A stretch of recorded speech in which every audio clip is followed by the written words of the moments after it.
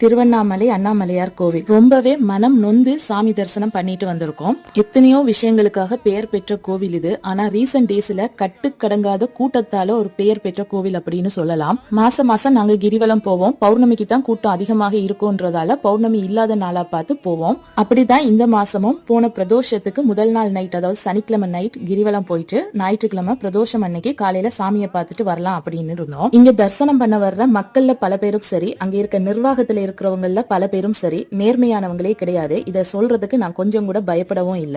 கிரிவலம் முடிச்சிட்டு காலையிலேயே 3:30க்கெல்லாம் சாமி பாக்குறதுக்காக கியூல வந்து நின்னுட்டோம். ஃப்ரீ தரிசனம் வந்து ரொம்பவே கியூ அதிகமாக இருந்தது. அதனால வந்து 50 rupees லைன்ல போய் நிக்கலாம் அப்படின்னுட்டு நின்னோம். எப்பவுமே 5:30க்கு ஓபன் பண்ணி மக்களை உள்ள விடுவாங்க. ஆனா அன்னைக்கு வந்து 6:30க்கு தான் ஓபன் பண்ணி உள்ள விட ஆரம்பிச்சாங்க. மீதிய நெக்ஸ்ட் வீடியோல சொல்றேன். ஆனா அன்னைக்கு அண்ணாமலையாரே ஒருவர் மூலமாக என்கிட்ட பேசினாரு. அதையும் நெக்ஸ்ட் வீடியோல சொல்றேன், மறக்காம பாருங்க.